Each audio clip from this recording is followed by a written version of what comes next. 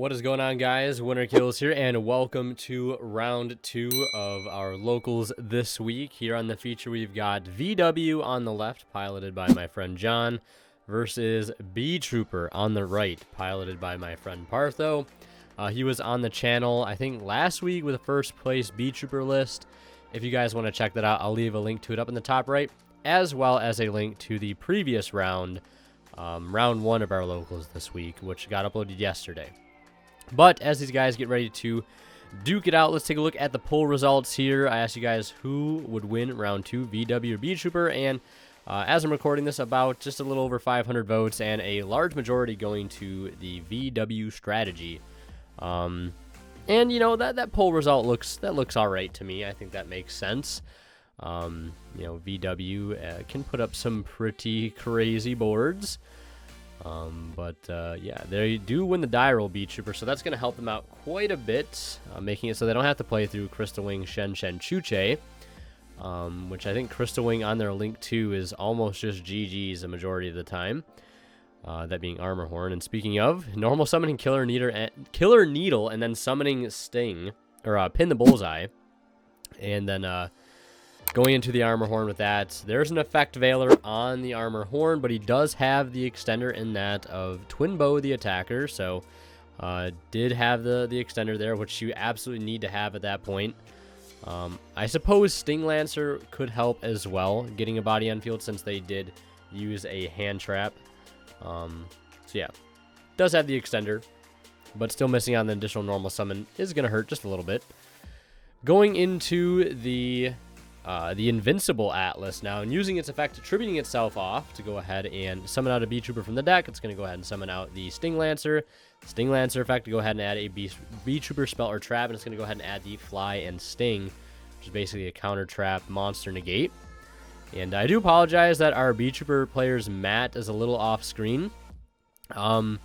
I think my camera was slightly zoomed in at the start of the tournament. I didn't realize it, so if things seem a little cropped in, I do apologize. It should be fixed for next week. I think especially rounds 4 and 5, they're a little cropped in, but it's not terrible. So you guys will see. Definitely still worth posting at the end of the day. So Beetrooper passing there, unfortunately, with just the one Fly and Sting, which, as we know, it's not going to be enough to stop VW. Especially now that he's starting with the Desires, banishing 10 to go ahead and draw 2. And he's got King Long in hand, which is already really good. And he's going to go ahead and normal summon Lulu. I see Extravagance as well, or not Extravagance, Prosperity. So yeah, now he's going to go ahead and activate the Lily, and first chance he gets to use the Fly and Sting, you're going to go ahead and use it. You might as well, but he has the Lulu in hand already. Like, it just doesn't matter. Like, if they open up, like, a couple names, like, in a card like Desires or Prosperity, like, the one interruption is just almost never, ever enough against VW.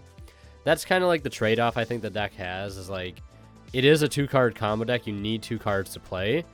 But, like, once you have your 2 cards, like, once you have Decent Engine, like, one interruption is just, like, not enough. Because, like, yeah, you could hypothetically hit the first thing they do. That may end their turn, but if they have any ounce of extenders, like, you just sort of, like, you know, lose on the spot, because, like, you just wasted an interruption. You know, and you're basically trying to... It becomes, like, almost a dice roll whether or not they actually have the extra extender, which is something I don't want to, you know, put the game up to. I'd rather just, like, hit the most impactful thing, which is Lulu, and if they have something for it, they have something for it. But yeah, now he's going to Zolkin into Crystal Wing, and going to that route with the Charge Warrior to pick up an extra draw. Very important with this strategy. You want to keep as much card advantage as possible, because the deck does tend to burn its entire hand throughout the combo. That's why, you know, taking advantage of cards like GG and Stardust Charge Warrior, Coral Dragon when you can is very advantageous, because you want to make sure you have extenders you can draw into. You can draw into interruptions or follow-up next turn, which is, like, the most important thing, especially if you don't already have follow-up in grave. But for VW, that's really not super hard to do, because they can dump multiple King Longs to the grave over the course of a turn. And that's just follow-up right there. Jean Wu is always follow-up pretty much if they don't have to use it that turn. And yeah, pretty much like Nyan as well. Follow up to, and just like any VW normal summon next turn, like with another name in hand. Like that's really all you need. So now we're going to see the Roshi go ahead and bring back the GG, no Nyan effect there.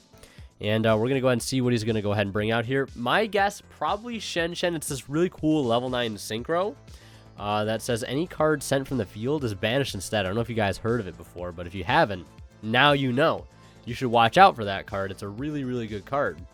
And another thing, too, if you find yourself going against VW and you only have like one imperm, you have two options. You either imperm the Zolkin on summon so they can't change Chuche to the effect to protect it from the imperm, or if your deck really loses to Shen Shen and you're not playing something like Flunderies where Shen Shen essentially just becomes an extender for you, you just hold the imperm for the end board and then hit the Shen Shen. So you can actually like play your deck, like, because I mean most decks are going to need their graveyard, so like holding the imperm is just going to be so much more worth it. Imperm's already just a bad hand trap enough against the VW deck. Like imperm doesn't do anything against the deck during their turn unless you make the read where they're going for a play where like they either make Vermilion Mech or M7 to try to grab back a Lulu. Like if you make the hard read that they desperately need that Lulu and they got nothing else and you imperm there, then fine. But like that's just, you know, taking a big chance. But yeah, I think definitely holding imperm for Shen Shen is the way to go. So we're going to see Battle Phase. Crystal Wing is going to hit over Sting Lancer for 3k. Then Shen Shen's going to hit directly for 28. And End Phase, effect GG to go ahead and add back. And now we're going to see our Beetrooper player start with a copy of Formation, which is the Beetrooper field spell, which basically allows him to reborn, I think, any Beetrooper monster in his grave, but he takes damage equal to that monster's attack. So unfortunately, he cannot bring back Invincible Atlas here. And will not be able to reset the counter trap because of it, because he does not have 3,000 life points to pay, but he can bring back Armor Horn, which is a really, like, that's such a good link for the deck. The fact that it can also recur itself, too, is really crazy mid-combo, or just get an additional normal, like what is it, Seraphonite here off of your field spell, which is going to grant him an additional normal summon, which is probably going to bait out a Crystal Wing, because, like, if you don't really, like, you don't really know what they have, stopping an additional normal summon seems pretty enticing, but he does have a really good follow-up in that of Arbalest.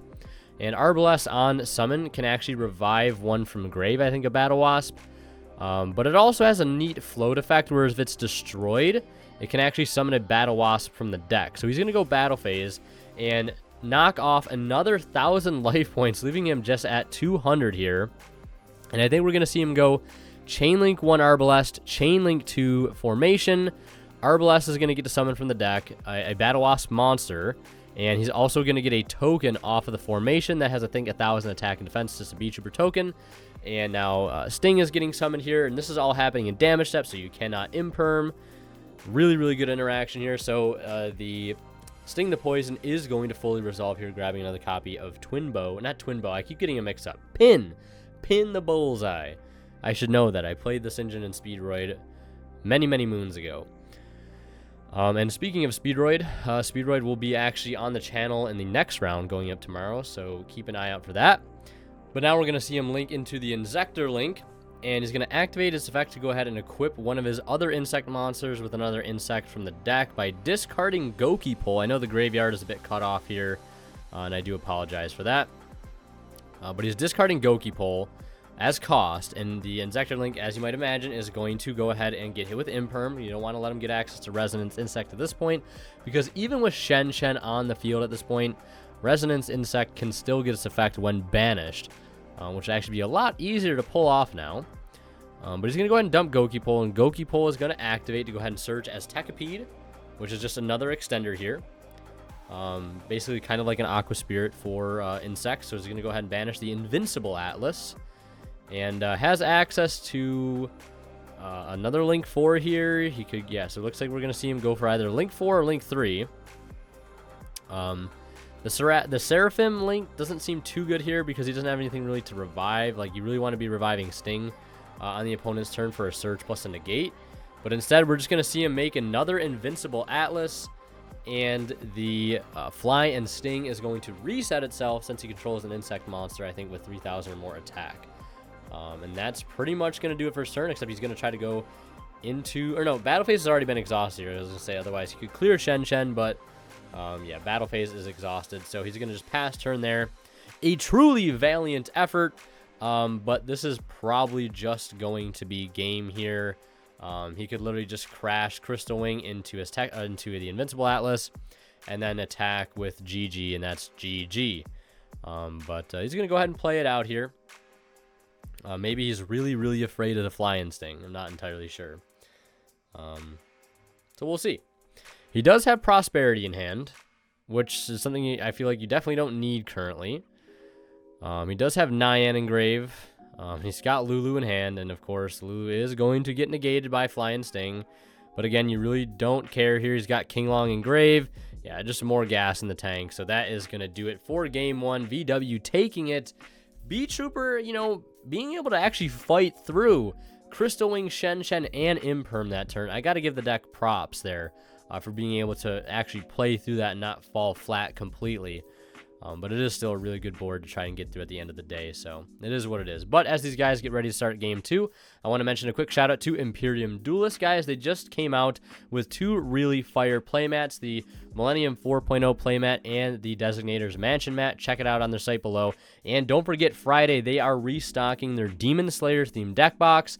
I talked about in yesterday's video, so don't forget, if you want to get one of those deck boxes, make sure you check out their site on Friday. Be on the lookout because they'll probably sell out very, very fast. And don't forget to use my discount code WinterKills10 off at checkout to save 10% off your entire order. And of course, if you guys are buying anything on TCG Player, please do not forget to use my affiliate link down in the description below to support the channel for cards you're already going to be buying. So, Beetrooper obviously wanting to go first here in this match, starting with a Scout Buggy. And unfortunately, Scout Buggy does get hit with Imperm, which is unfortunately a turn ender. Otherwise, he would have been able to go ahead and get into another Scout Buggy, link those into Armor Horn, and then Armor Horn tried to continue to extend, but unfortunately does not have like a twin bow there to keep going. Yeah, really, really unfortunate. And I think our Beetrooper player has a Talents in hand, so like, just like a double negative right there.